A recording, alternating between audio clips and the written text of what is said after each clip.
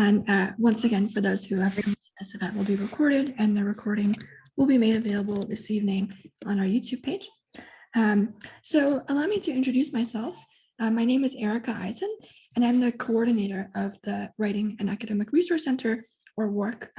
With me also is Maria Antonova, who is the director of the WARC. I'm just going to set up my slideshow, so bear with me while this screen sharing loads. Let me press present. Okay, I hope this works. So if something doesn't work, please shout, but otherwise I would appreciate it if your mics are muted. The topic of today's talk is finding and assessing the reliability of sources. So I'm sure that during the course of your career at AUCA, you will all be asked at some point to write a research paper, very probably, indeed, certainly more than one. And, that engenders the question, how do I go about doing that? How do I find quality sources? And how do I figure out if a source is, reliable or, shouldn't be believed in the first place? And this presentation will attempt to answer some of those questions. I'm also hoping to provide you with some, tips for databases that you can go to find resources that are generally considered reliable. So I know that especially for younger students, freshmen or NGA students who might be here, your first instinct when you hear a research paper and your professor asks you to do research might be to just go straight to Google and type in the topic that you're researching. And if there's one thing that I hope that you all take away from this, and I hope that it's more than one thing, but it would be that that is not an adequate way of conducting research at the university level, right? There is a much higher standard, and for the reasons that I will outline later, just typing in your topic into Google is, really not going to cut it when it comes to writing a college level paper. All right, so I want to structure this workshop around a series of questions that you can ask when you find a potential resource for your research paper. So the first one is, where was this information published? What kind of outlet? I should say also that I'm going to go much more into detail in these in a few minutes. When was it published, right? Is it current? Who authored it? Who wrote it? What are their sources, right? So what sources is my source citing? And why did they write this, right? What was the purpose? What was their aim with writing this? All right, so let's start with that first one. Where was this information published? So what do I mean by that? For example, was this published on a personal blog or on social media? Is it from a newspaper or a magazine? Or is it from a scholarly journal, right? These are very different types of publications, and they require very different levels of editing, of fact checking, of review in general, right? How respected is the source within its field, right? So even within, let's say, scholarly journals, there are some journals that are highly respected, some that are in the middle, and some that are less so. Same with newspapers. There are some that have won a lot of awards and have a lot of respect for the degree of fact checking, and some less so, let's say. And what can we learn about the organization that published this, right? So we can do a little bit of research about the publication, let's say, or the, let's say, a nonprofit that published some article, and see what their agenda is, how reputable they are. We don't just have to take everything, and we should not take everything that we find online at face value. So one tip here that is relevant is decoding URLs. If you're looking at online sources, and specifically you're looking at the domain name, you will see different endings, right? And they mean different things. They're not just meaningless strings of letters. So for example, if you see a .edu, That means that it's an educational institution. So usually it's a university name or a school name, .edu, right? That means that it is affiliated officially with some kind of institution of education. .gov is affiliated with a governmental organization. So for example, the Library of Congress in the United States, their website is loc.gov. Or, the Centers for Disease Control is cdc.gov. A lot of other countries have .gov, whatever their country abbreviation is, right? So that means that the source is an official government agency. Sorry, can I just ask people to please mute as they enter? Thank you. So .com, right? Probably the most common one that we see. Any commercial or private entity can purchase a .com website. I have a personal website and it's a .com website, right? This is open to anyone or anything. Sorry, there we go. .biz, sorry, is for businesses, right? So it's a private entity, you can just buy it. .net, similar to .com, any commercial or private entity can purchase a .net website. There's no sort of standard or barrier there. And then lastly, .org. .org is an interesting one because there used to be quite a strict requirement, which is that .org websites could only be registered to nonprofit organizations. For this reason, we have organizations like the United Nations or UNICEF or UNHCR, these organizations, are .org websites. However, in more recent years, this requirement has been relaxed. And now a lot of for-profit organizations, including, some kind of sketchy organizations, are able to purchase a .org website, right? So .org, what it means has changed over time as the requirements needed in order to register with that have changed. So, as you're looking at sources, one thing to look at from the beginning is what is their URL, and can that tell me anything about the officialness or the reliability of this source? All right, so another thing I want to go over here is something called peer review. So you might have heard your professors use this term, when they ask you, for example, to pair up with a fellow student or a group of students and edit each other's articles, right? So peer review basically means that someone who is your peer, right, in your age or professional group is reviewing, looking at, and assessing what you have written, right? So in your classroom, it means editing with your classmates. And we also use this term peer review when we're talking about academic journals. And this is taking that idea of your colleagues editing your work to a whole nother level, a much higher level, right? So peer review in the context of, academic publishing, scholarly publishing, is a rigorous process, often takes many years, by which academic articles are accepted for publication. Sorry, it's not loading. A group of experts carefully reviews and comments on each article before it is selected for publication. And crucially, those that do not meet the standards are rejected, right? So they don't just publish everything that people send them, they publish only the things that they think are worthy, right? So this is quite a high standard. And again, the people who are assessing these articles are experts in the field. So it's not just anybody, they know, or they should know, what they're talking about. For this reason, peer-reviewed articles, right, scholarly articles are considered more reliable, much more reliable than a random website you find on Google.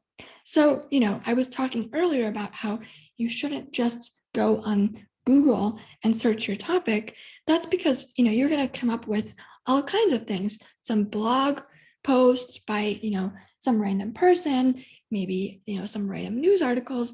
But, when your professor asks you to do a research paper, they're not asking you to just simply do a Google search. They're asking you to read peer-reviewed scholarly material and make some deductions and conclusions based on that, right? So this is what they're asking you to look at, not just random things. Okay, so what does a peer-reviewed article look like? What sets them apart from a random website that you will, find if you search something on Google? Peer-reviewed articles will use a formal tone, an academic tone. They will cite their sources, right? They will have a bibliography, a works cited page, maybe footnotes. They'll be written by experts, right? Not just anyone can write a peer-reviewed article. It has to be someone who was in the field and who is able to, make unique contributions to that field. And it will be written for an audience of experts, right? The expectation is that not just any random person, a child, a random person walking on the street is going to read this. It's written at a very high level. And, be published in an academic journal or a book published by a university press, right? So an academic journal is basically a magazine or a publication that is full of scholarly writing, right? So often, but not always, they have the word journal or review in their name. And books published by a university press, again, they are written by scholars for scholars, and their publishing house will often have the words university press in the name. So Harvard University Press, Oxford University Press. These are, university presses that have a really high standard of what they will attach their name to. And because of that, sources that are published by them are considered more reliable. Okay, so for example, I have, done a Google search on vaccines, and I found this. In the audience, what do we see here? What do we notice? If people could, press the hand raising icon, and then my colleague Maria Antonova will call on them. What do you notice here?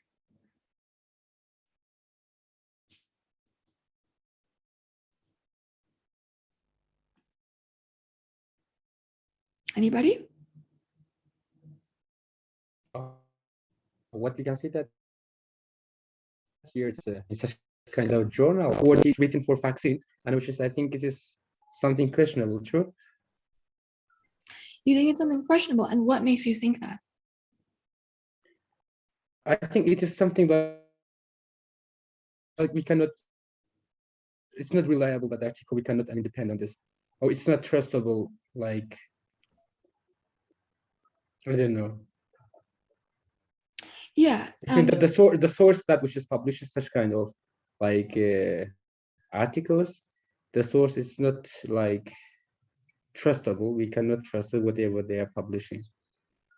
So here we can notice the obscene language. Obscene language, yeah. So we were just talking about how academic articles use, formal language, high-level academic language. This, from the headline, we can see that that's not what they're using here, right? So that's definitely a hint that this is not, an academic source. I think Valentina had her hand up. Yeah, it seems very dramatic, like it wants, it's trying to get an emotional reaction, not just imparting information. Yeah, absolutely. I think that's a great point. And we can see that in the language they use, as well as in the design, even, exposed in big red letters. This seems like something that is sensational, something that is trying to play on your emotions, and not something that is, a calm, collected academic discussion that is, trying to inform, right? So I think that's a great point. Another thing we might notice, there's no note here about, this being a journal, which is because it's not an academic journal. It's not some, university website. This is just some random website that people have registered. And if we take a look at some of these sources, so let's say we didn't know what Infowars was, the name of this publication. Let's Google it. Oh, what do you know? A quick Google search. Infowars is an American far-right conspiracy theory and fake news website. Infowars is a far-right American conspiracy theory and current events website. And then the last one, which is very interesting, their host was part of the January 6th riots earlier this year, where people were storming the Capitol building. So, going back to the point that I made earlier about, researching the source, what can we learn about this source? A very simple Google search should be, raising some real alarm bells about this, this source of information. Furthermore, they say on here that their source is something called Project Veritas, a name that sounds very fancy. It's a Latin name, la-di-da. If we Google that, what we see here is, again, some really worrying stuff. Project Veritas operates under the guise of citizen journalism, but serves a conservative political agenda. Project Veritas, the far-right disinformation group, blah, blah, blah, blah, blah. So, both of these sources, Infowars and Project Veritas, within the United States are, very well known for disinformation. And a quick Google will, expose that. So, if you're finding a source and you're not sure about it, just search, who are these people? Who is this writer? What is this magazine? And you might find some useful and maybe even some worrying information. All right, so we can contrast that with something like this, which is, another thing that I found when searching vaccines. It is from nature.com. So Nature is a scholarly publication. It's probably, one of the top 2 or 3 biology journals, right? Nature, Cell, Science. We can see here, it's been around a long time. This is, volume 596. So it's been publishing a long time, or issue 596. And we can also see here, this is written at a very high level, right? We're using technical terms, right? Sources are being cited. We have, one sentence with 2 footnotes here, right? So this is looking very different from what we were just looking at, right? So please, please, please pay attention to the kind of publication you are looking at when you're doing your research. Okay, second thing, I've been talking a lot about scholarly articles, peer-reviewed sources. How do you find those things, right?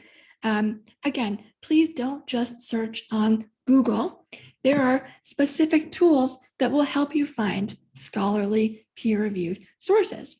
So, there are many databases, academic databases. The 2 general ones that I recommend that you guys use are JSTOR.org, and Google Scholar, which is, I believe the URL is scholar.google.com, right? Again, this is not the same as just google.com. Google Scholars is very different and will turn up very different results. And these will allow you to search specifically for articles that have, been written by and for academics, right?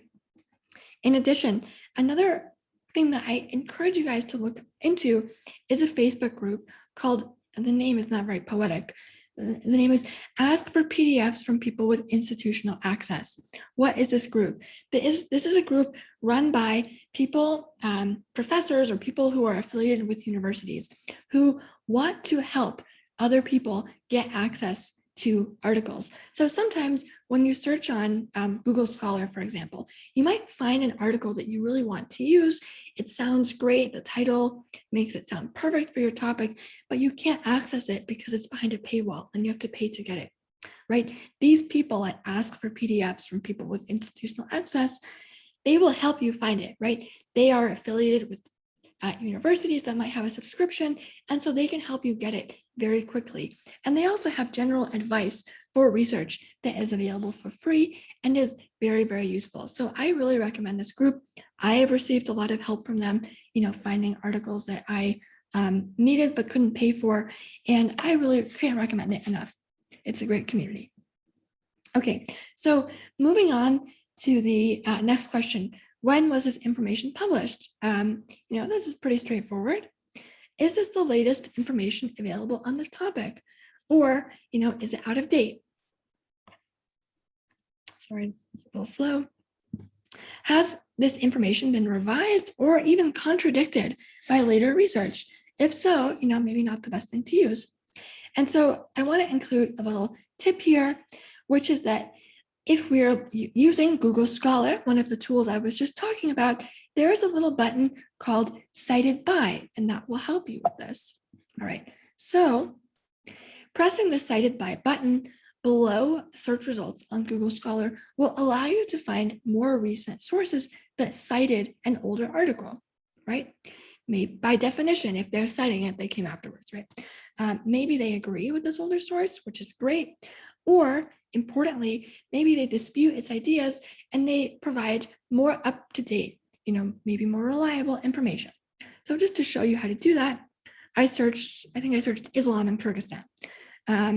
I found this article, sounds very interesting, but it's from the year 2000. Kyrgyzstan has changed a lot in the last over 2 decades. So maybe I want to see some more up-to-date information. I could press this Cited By. I could also press related articles, but there's no guarantee that would be later. And it will give me some more articles that might be useful to me, might be interesting, right? So this is useful. All right, next question. Who is the author? What credentials do they have? Do they have a PhD? Do they have an MD? MD means they're a doctor of medicine, right? Who are they? Are they a professor or researcher in the field they're writing about, or are they just some person? What organizations or institutions are they affiliated with? For example, do they work at a specific research institution, or if it's medical, do they work at a specific research hospital? Do they teach at a specific institution, university, etc.?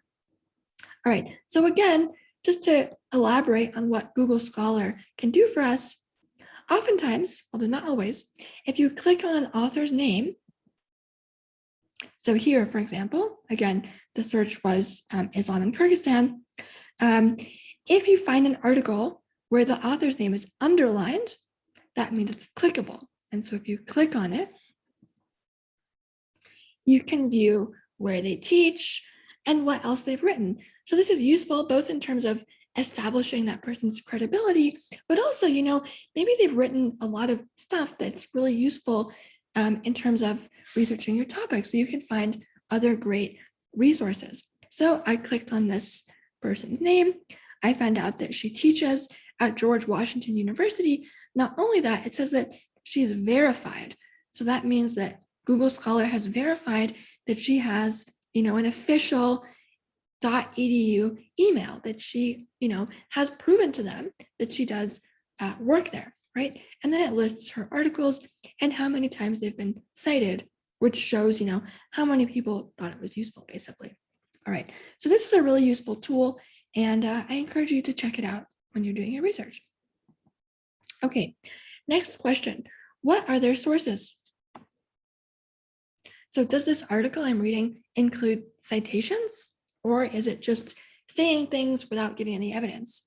And if so, are they citing scholarly research, like the things we were just looking at, or are they citing something else? Is the author mainly relying on personal experience and anecdotes, stories, or again, do they have statistics and deep research to back up what they're saying? And lastly, are the author's sources biased? Oh, I think I have one more actually. Lastly, is the author correctly interpreting the sources they are using, right? So even in an academic article, you might take issue with the way that a person is interpreting a certain data set or some results of a study, right? So this is something that we also have to keep in mind. Another question, Why did they write this? Very important, right? Is the author, publication, or organization behind this article affiliated with a certain political movement, right? Maybe they have a very specific bias that we can find out if we do a little bit of research. Are they trying to sell me something, right? I don't know if you guys noticed, but on the Infowars website, the conspiracy theory website, there were huge advertisements for their own branded material. They were trying really hard to sell you themselves. Now, advertising is not, a lot of reliable and respected newspapers, for example, do have advertisements. But, if the source is trying to sell you on their own brand, you might look a bit further. All right, so at this point, I want to talk about something, which is when can I use things other than scholarly sources, right? So, for example, if you are doing historical research, you will need to see what people at the time of a particular event, not just scholars afterwards, were saying. Part of your job as a researcher, however, this is important, will be to identify and interpret the possible biases of these sources, right? So, for example, let's say I'm a historian and I want to do, I want to write a paper about how the conservative media was portraying the COVID-19 pandemic. In that case, it might actually be really useful to look at that Infowars website because it is an example of a conservative media outlet that is portraying the coronavirus pandemic in a certain light. However, what I won't do is to just uncritically accept what they say about the pandemic as the truth, right? So we can look at these resources and analyze them, but we have to keep in mind that just because we're using it and it's useful doesn't mean that it's an objective view of what's happening. And we should explain that in our writing, right? We should analyze that. All right, so I want to talk about two basic types of resources. This is a distinction that researchers often make. The first type of sources that I'm going to talk about here is primary sources. Primary sources are sources that, you can think of it as like an eyewitness account of something that happened. So examples might be archival documents, right? Legal documents or government documents related to a certain event, a certain period in history, etc. Historical newspapers that were written at the time that a certain event was happening. Interviews with people who saw this, right? Autobiographies by people who experienced something, right? So these are primary sources, right? They actually witnessed or maybe even participated in a certain historical event. And this can be contrasted with, secondary sources, which are later writings that report or interpret information from primary sources, right? So I was just talking about a fictional article that I might write about how the media portrayed the pandemic. My article would be a secondary source, right? I'm reading these things after, well, not afterwards because the pandemic is still happening. Someday afterwards, hopefully. The primary sources would be the newspapers or whatever that I'm analyzing, right? So this distinction is useful. And you often might hear your professors talk about primary and secondary sources. Okay, so we've talked a lot about what questions to ask, what we can observe. So let's do some practice. So again, I'm going to ask people to press the hand raise button, and we're going to look at some resources. And I would like you to say what you notice and what that makes you think about, whether we can use this source or not. Is it reliable? Is it credible or not? All right, so what do we think about this one? And Maria, I'm going to ask you to please call on people.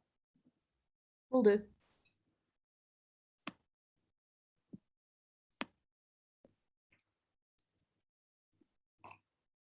Anybody? What do we see here? Anything? So, Medina.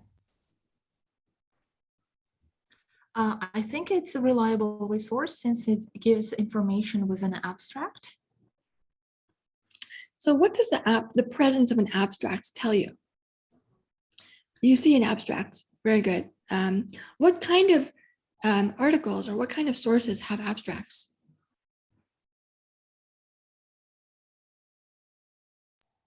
If they include information with data, for example, whether they are using some kind of research which has been done.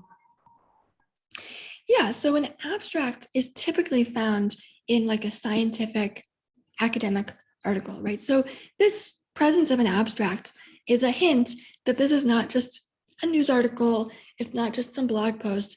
This seems like it's actual scholarly research because this is a common formal feature of scholarly articles. So what else do we see? What else do we notice? Valentina? So it has a name up in the top left that has the word journal in it. You can look that up. I actually recognized that name, I think. New England Journal of Medicine. It's a .org domain.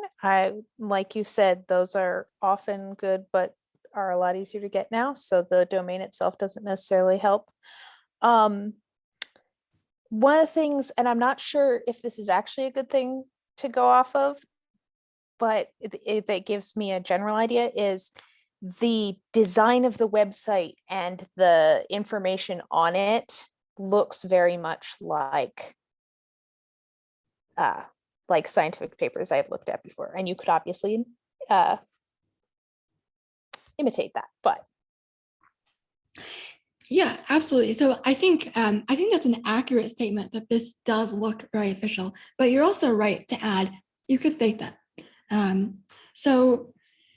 Very good. You noticed that the title here, New England Journal of Medicine, as you correctly pointed out, the New England Journal of Medicine is very famous. It's probably one of the most famous medical journals, the Journal of the American Medical Association, the Lancet, the New England Journal of Medicine. These are like top 3 basically. So not only is it a journal, but it's a very prestigious one. And it's a .org, which, as you say, might or might not tell us something. What else do we notice? What else can we see here? Anything?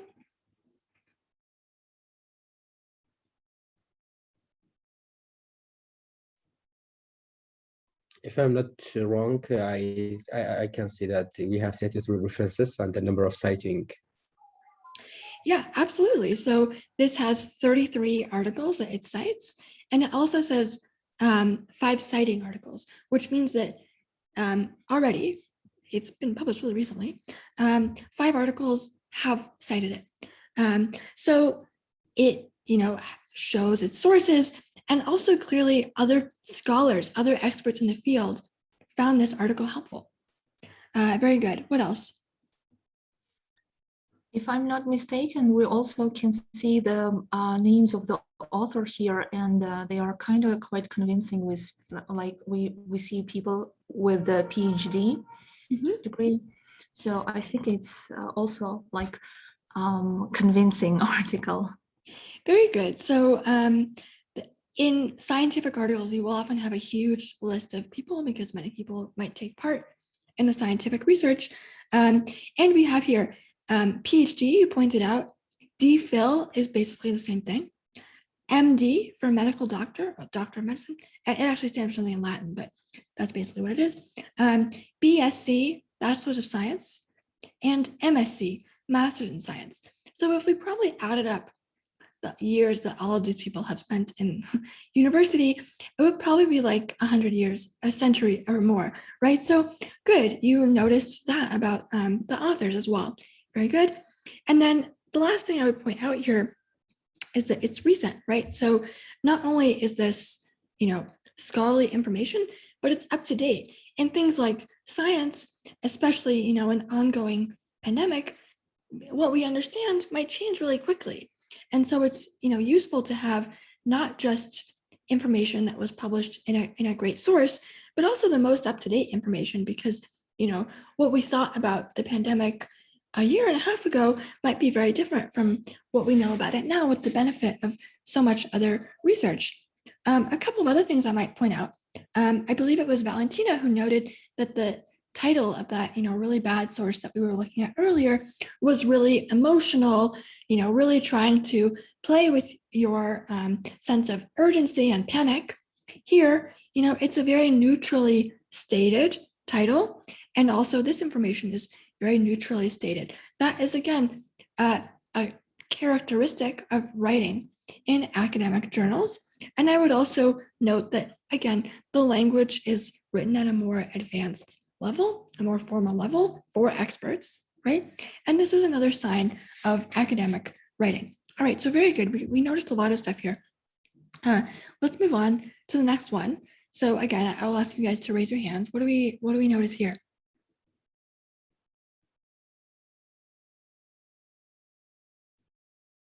It's just a website of a person, maybe Instagram page. It's like, and it's not so official. It's not official. I mean, like it's taken from the social page. Right, this is from an Instagram page, absolutely. Anyone want to add something? Valentina, I think, has her hand up. Um, And Maria. they make a lot of claims and like specific numbers and information, and I don't see any citations for where they got that. They're just numbers. Yeah, absolutely. So, at a glance, you might see, okay, person has some statistics, but the question that should then come into your mind is, well, where do these numbers come from?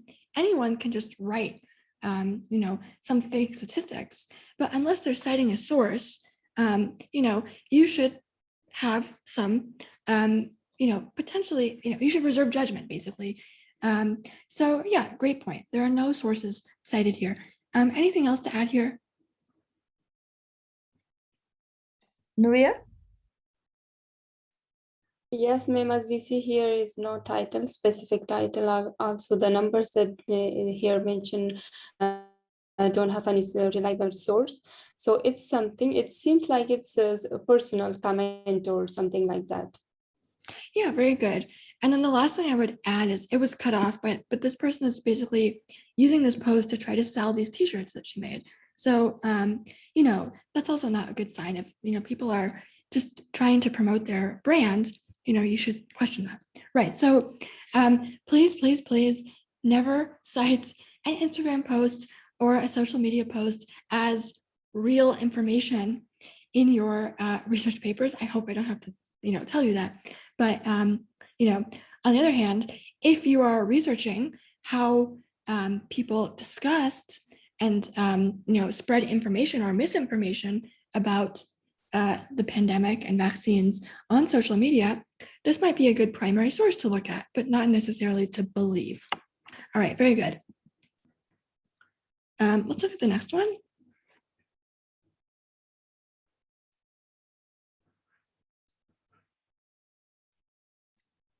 Here is the site. It's, as you mentioned, it's educational. Yeah, it's more reliable and convenient. Name of the site Is EDU, did you say? Yeah, I do. Exactly. So this is a .edu website. So this is from the Harvard Medical School website. So .edu, as we talked about, means that it's affiliated with the school, university. Very good. So that's, probably is going to indicate that it's more credible. What else do we notice? Date, it's August 26th. It's August 26th, so it is more recent, right? So it's a little over a month old. So this is still pretty new information. Very good. What else do we notice? Valentina. It in like I guess the third paragraph, it says what journal, like there's a journal, and where the researchers are from, that they're getting their information from, which this looks kind of like an article that's pulling information from like an official study, like the first thing we looked at. Mhm. So this itself might not be the study, but it might have good information and it's telling you where it's getting it. Exactly. That's a pretty exact description of what this is. So this article is basically summarizing and interpreting the information in this study, the one we were just looking at, for a general audience. So, you'll notice the language is a little bit easier to understand. It's a little bit more accessible, but it is basically an accurate summary for an audience who might not be, experts in the field of medicine or biology, right? So very good. And, I would, as you pointed out, it cites its source, right? So it gives you a link to that original study, so you can look at it and see, what that study is if you're curious to learn more. And it also provides you a way to see, is this an accurate summary, right? Very good. So, this is written not for a scholarly audience, but it is, I would say a pretty credible source given the academic affiliation and other things.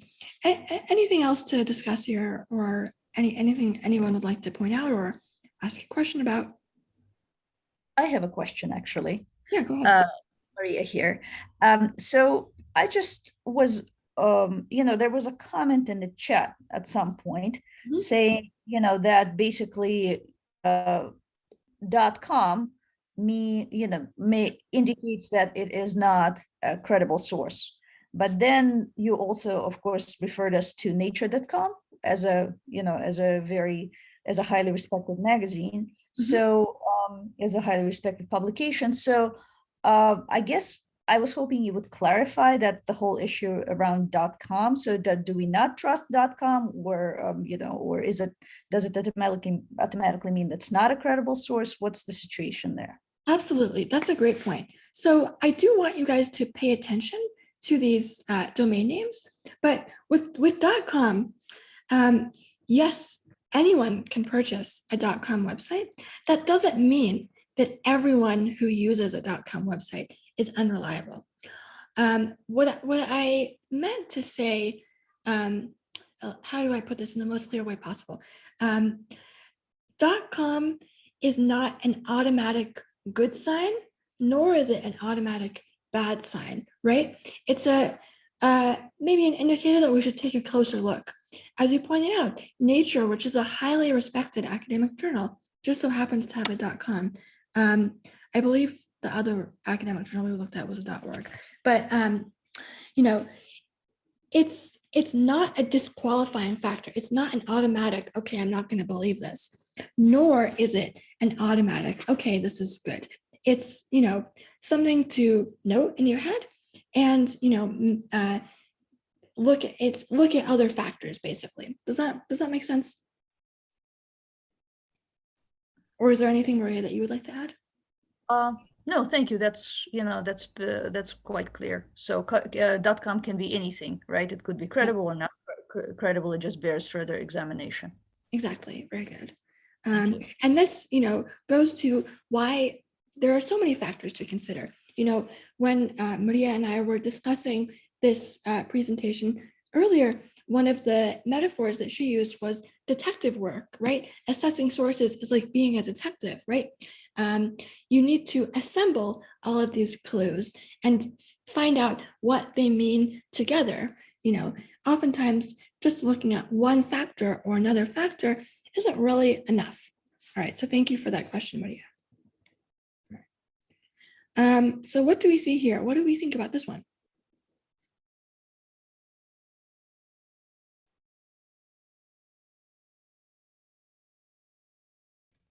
Anybody, ladies and gentlemen, anybody wants to take a stab at what this might be? Especially if people who haven't shared yet. What do we think about it? What do we think about it?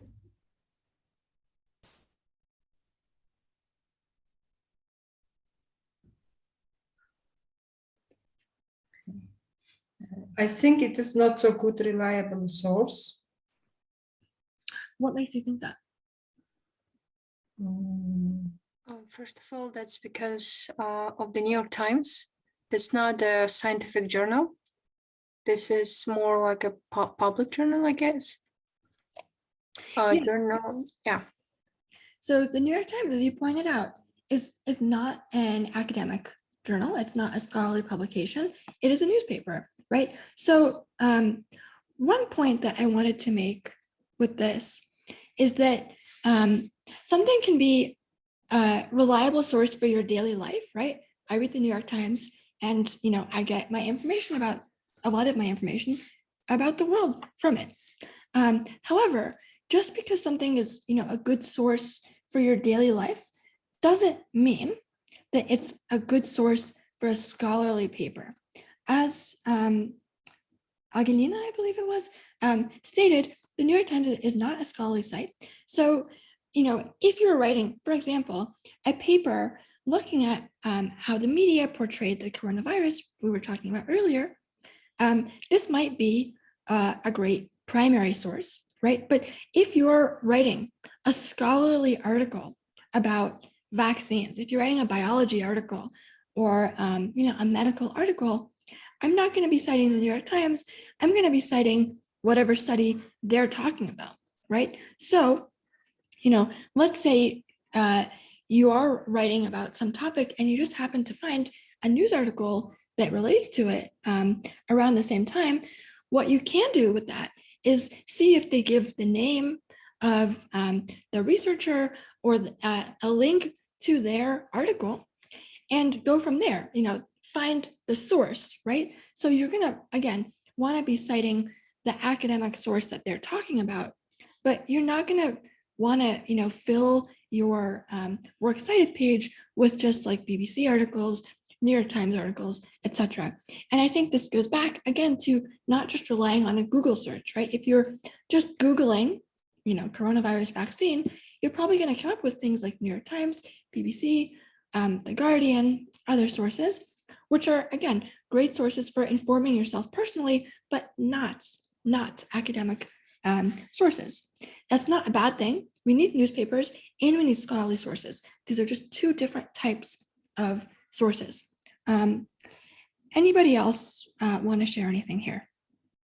I have a question. So about this distinction between the New York Times and, and for example, right? So if we want to, let's say, write an article about biology, we would not be looking at the New York Times article, but is it okay to look at, to use articles from the New York Times or the Guardian or so on to chase down other sources? Yes, absolutely. I think that this is really smart, right? Because they will often have either a link to the research that they are summarizing, or they will, give the name of the researchers and their affiliation so that you can find it easily. So again, this might be the starting point where you find what you need, but it's not necessarily the end point. Thank you. Anything else? Any other questions about this? It seems we don't have any. Okay, great.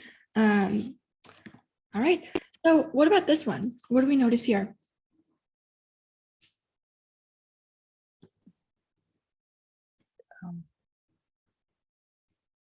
So again, if people could raise their hand, that'd be great.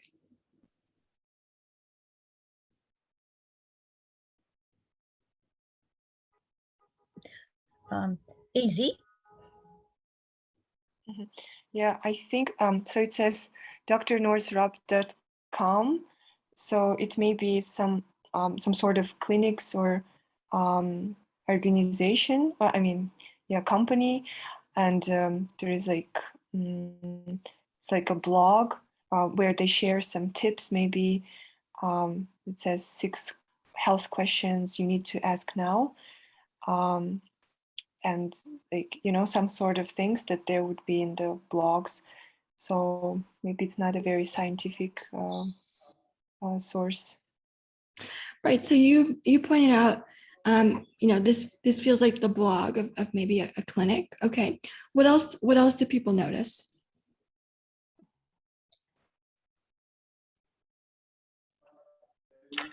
So Adina? maybe like an advertisement, advertising.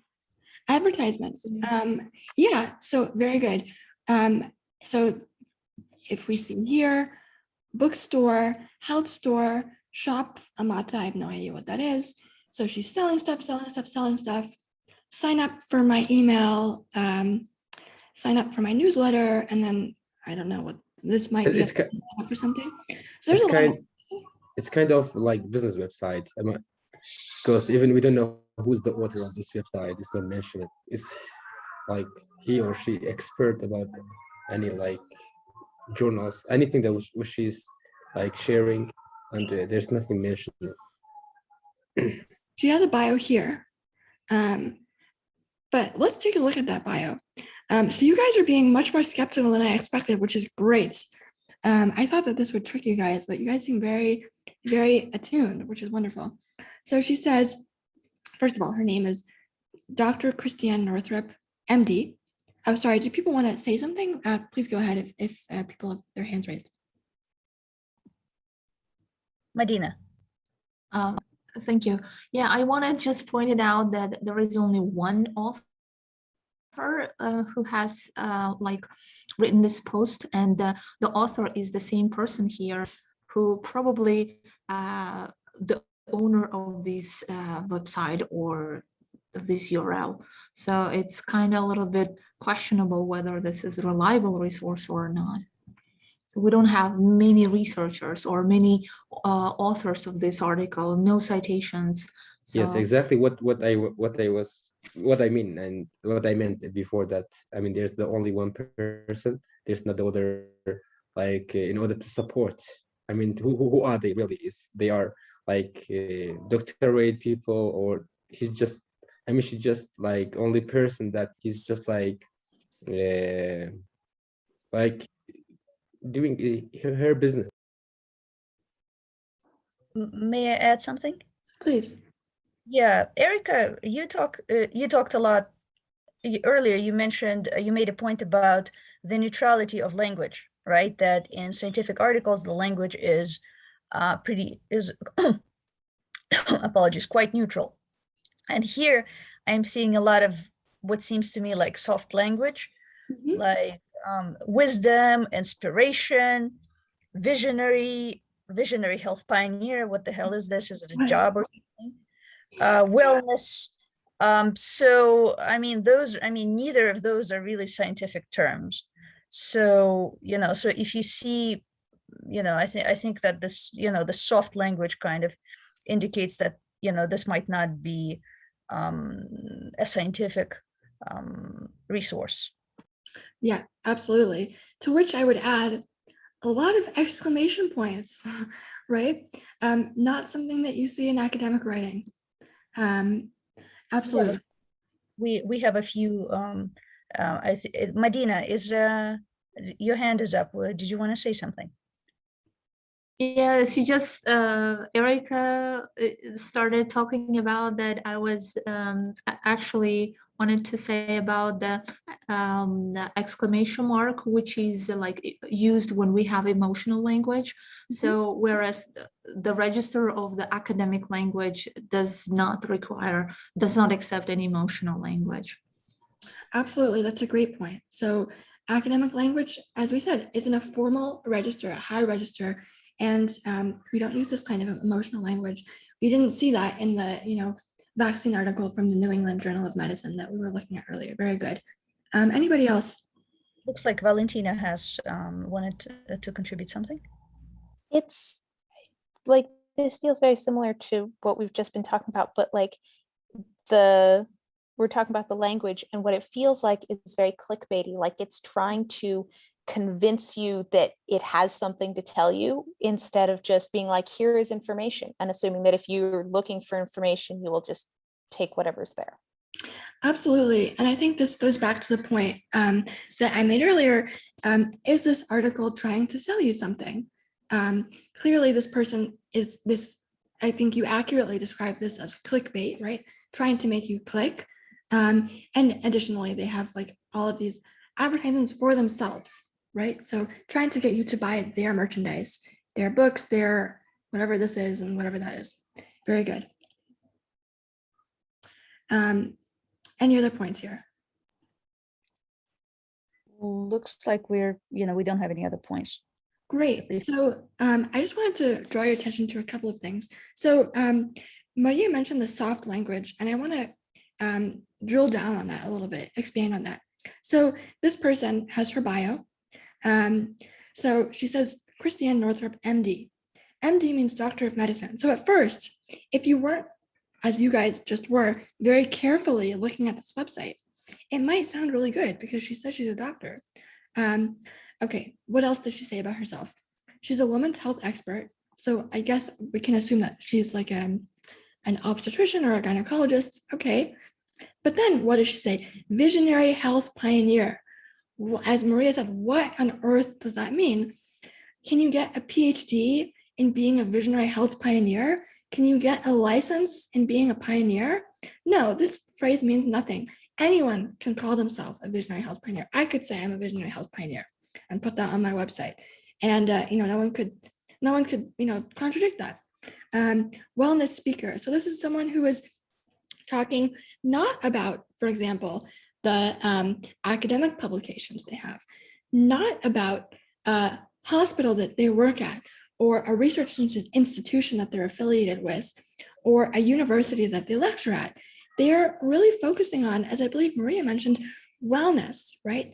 So, this is fuzzy. So I'm really glad to see that all of you guys looked beyond just saying, okay, MD, this woman is a doctor, and we're really questioning it.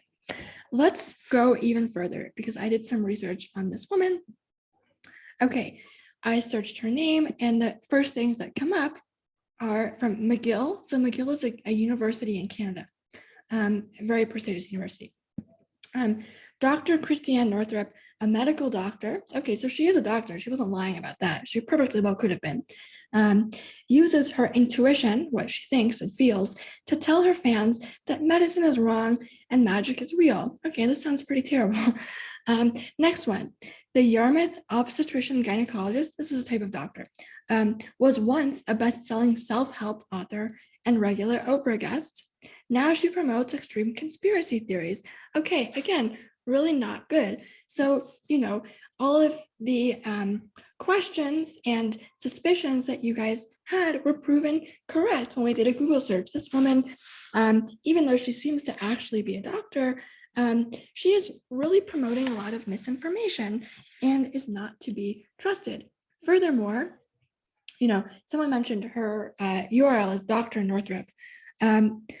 Okay, I looked up how easy it is, and I'm sure I don't have to prove this to you guys, but how easy it is to register a doctor name. So I registered, or I pretended to register my name, drerikaeisen.com, and it is very easy to do and very cheap, 42 cents a month.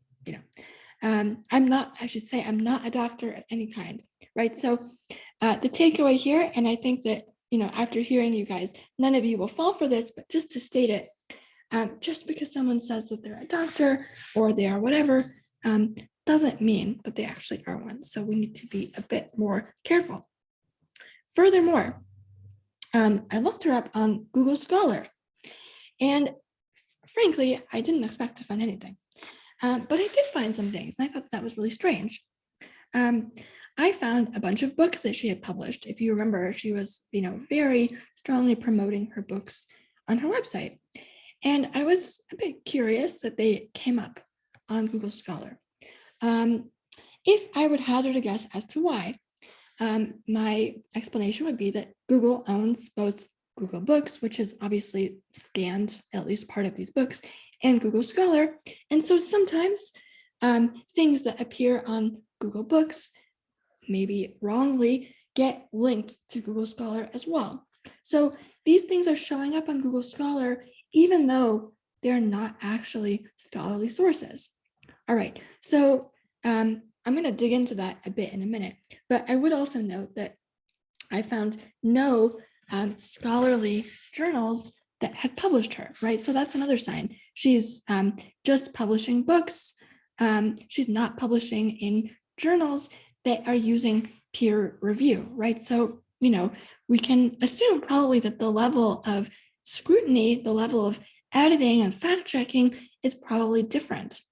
All right, so I decided to investigate one of these books. I picked the first one, which is alarmingly cited by a lot of people. I wonder why. Okay, and I decided to take a look at it. Women's Bodies, Women's Wisdom. So we mentioned earlier that one thing that distinguishes a peer-reviewed article is that it is published by either an academic journal, which again, she has not done that seemingly at all, or published in book form by an academic publisher. Oftentimes, academic publishers have the words university press in their name because they are affiliated with the university. So again, Harvard University Press, Duke University Press, Oxford University Press. What publisher published this woman? An organization called Hay House. That does not sound like a university press to me, but let's look it up and see. Okay, I looked it up and this is what I found on their About page. Louise Hay, the founder of Hay House, is known as one of the pillars of the modern self-help movement. Self-help is not medicine. Louise's personal philosophy was forged from a troubled early life, capped by her most profound challenge, literally healing herself from cancer through the power of her mind. That is not science. That is absolutely pseudoscience and made up. So from that, we can conclude that the things that she is publishing at her Hay House publishing house are probably not going to be very scientific either. Okay, so first of all, I want to say I'm very proud of the level of skepticism and detective work that you guys showed. It was great. I just want to sum up so that we can, not forget what we talked about in this conversation. So the first thing, what questions to ask, and you guys did a great job of asking them when we encounter sources. What databases we can use to access scholarly sources. So again, JSTOR.org, scholar.google.com. These are great resources to help you find the most reliable, although as we just saw, we still need to do some snooping, the most reliable sources and the ones that will be appropriate for a research paper for college. The difference between scholarly and non-scholarly sources. So we had a great conversation looking at that New York Times article, for example, that it's useful information for our lives. It's a credible source that we might read every day to learn about the world, but it's not a scholarly source, right? And there's a difference between a newspaper that might be very respected and a scholarly article. And why peer-reviewed sources are considered more credible. They are held to a very high standard. It often takes years from when a person finishes writing the article to when it's published. And that's because it often goes through many, many rounds of editing and comments from reviewers, right? Lastly, and most importantly, not simply to take claims we encounter at face value, but to ask precisely the questions that you guys were just asking when we were doing that exercise. All right, to wrap up, I just want to give some further resources for you guys to think about and keep in mind. Sorry, it's a bit slow. All right, the first one is that the resources for students page of our website, that's the WARC's website, warc.auca.kg. If you scroll down, there's a big button and it says resources for students. And if you press that, there's a lot of great information on there, including, but not limited to, guides related to research skills, help with citation, et cetera, et cetera. So I really encourage you guys to check it out. It can be really helpful. The second thing, the WARC's YouTube page, which I shared the URL to, and which I'm happy to share again, has other workshops related to academic writing. Later this evening, it will also have the recording of this one.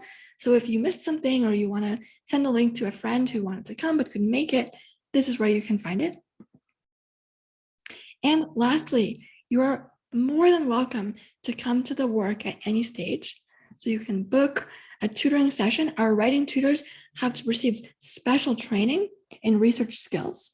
And so they can help you to find good resources, assess the resources you have, and also, brainstorm, structure your writing, do so much more. So you can book a session with them, free one-on-one peer tutoring at www.work.auca.kg.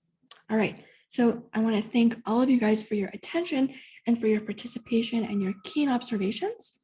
And at this point, I would like to open it up for any questions that anybody might have. And if you could please use the hand raise button.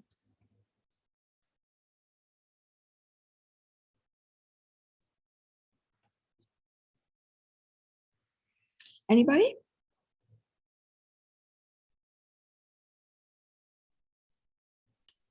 Ulanbek. Yes, so can you repeat please about the last thing you were talking .aca or something like this? Yeah. For the resources. Yeah, so work.auca.kg is the website of the office that Maria and I work for. It is the Writing and Academic Resource Center. If you go to this website, you can book a free peer tutoring with one of our tutors. And if you scroll down a little bit, there's a button that says resources for students. And this has a lot of writing related resources, including those related to research, but also things like how to write different types of essays, like a compare contrast essay, how to write an annotated bibliography, also professional writing resources. So how to write a cover letter, how to write professional emails, these sorts of things. So it's a really great resource.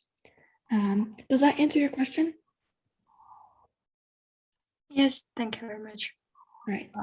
We have a question from Abdul Ali, and also we have a kind of an interesting question in the chat as well. Mm-hmm. So let's do Abdul Ali first, and then I'll go to Ayana.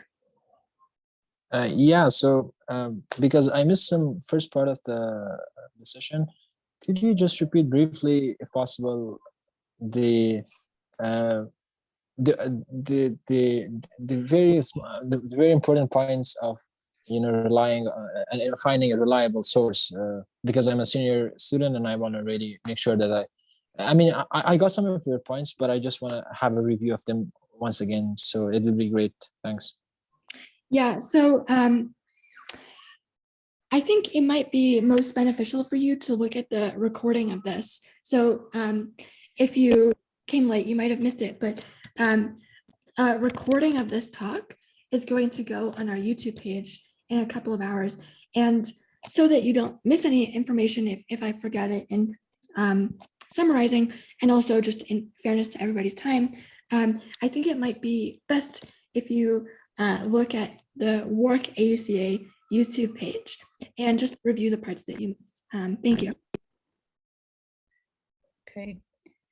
And we have a question. We had a question whether it's okay to come to the work with your data sets.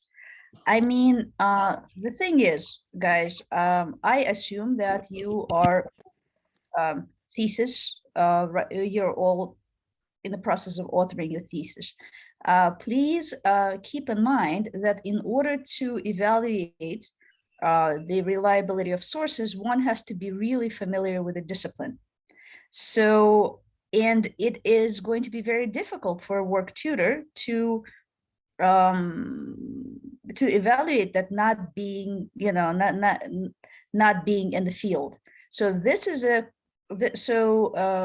if you have doubts about a source, a much better place would be to ask your senior thesis advisor, who is actually a person in your field and regularly keeps themselves updated on the latest literature and so on and so forth.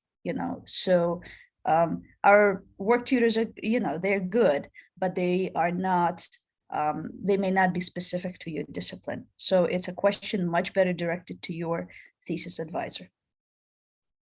And we had Sabash Jalal. Mm-hmm. Yes, Mr. Erika, thank you very much for your presentation, but I have only one thing, like kind of suggestion from you. You know that we are also not the native speaker in English, and you know that the language of the articles, scientific articles, are somehow formal and not easy. All people cannot understand very easy, especially personally, I guess I'm not native in English. Maybe I was faced with some difficulties while I'm trying to read the articles which is related with my topic. What's your suggestion how we can get more benefit from those articles while we maybe like we will not maybe I'm not a good reader of it and for understand the whole of the articles idea.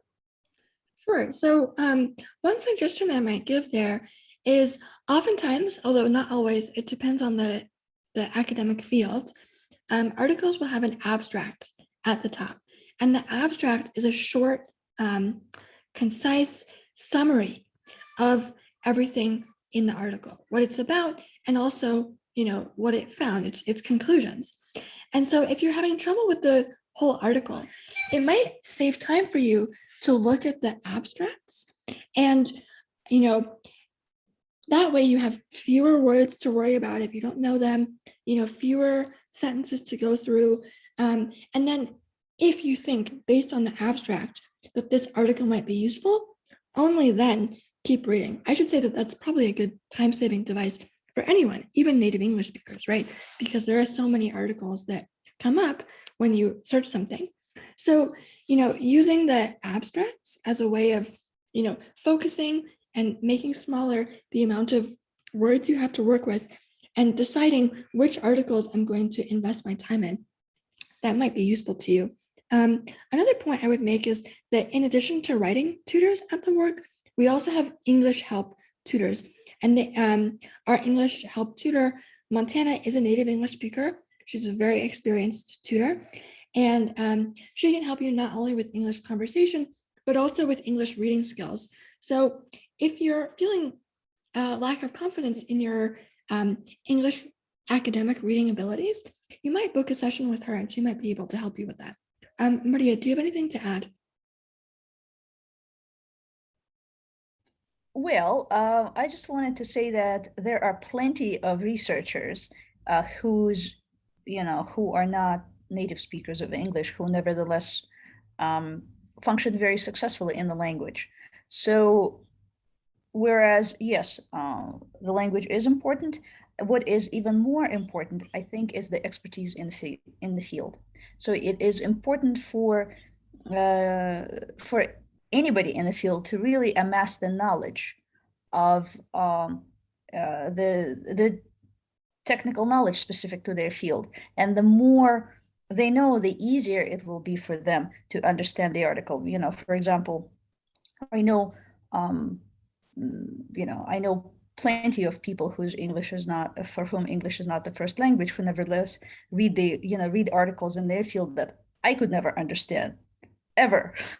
So just to let you know that that the language is how would I say it? It's not necessarily an impediment. So it's basically, the most important thing is how much you know about the field that you're in. But Mrs. Maria, you know that maybe we are not expert in our field, but maybe we are trying to be an expert, to know more about, our field. This is the thing that we are looking for. And yes, thank you very much. I get the point, and we will try to implement it. Thank you very much. We have a question in the chat about the work. So AZ asks, what kind of questions can I ask if I go there to the work, presumably to the meeting with the tutor? So the work can help. The work's tutors can help you with a range of things. I assume you're talking about writing tutors. So, for example, let's say you have to write about a certain topic, but the way that the professor phrased the prompt, you don't understand it. The tutor can help you with that. Let's say you need help brainstorming. The tutor can help you with that. Let's say you need help figuring out how to write a good introduction or a good body or a good conclusion. The tutor can help you with that structure. They can help you to incorporate the feedback that your professor gave you on your first draft. So Maria has also reminded me, there is a document on our website called What Tutors Do and Don't Do. So yeah, if we can take a look at that Yes. quickly. Yes. Here. So this is on the frequently asked questions page of our website.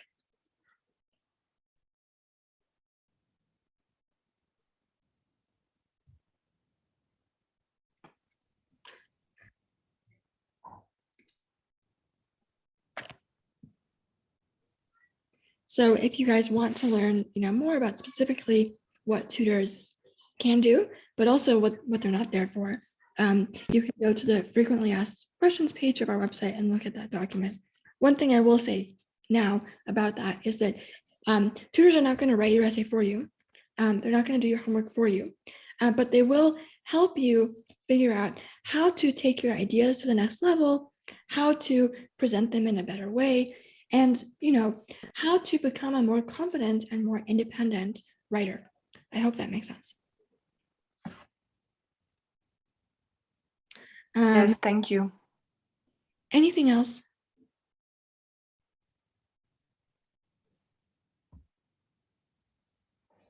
All right. Well, in that case, oh, sorry, go ahead. So Erica, it seems that one hand was raised from Ayse Depser-Bakaba. I mean, everything was understandable and just for like uploading Ms. Erica's presentations. Thank you.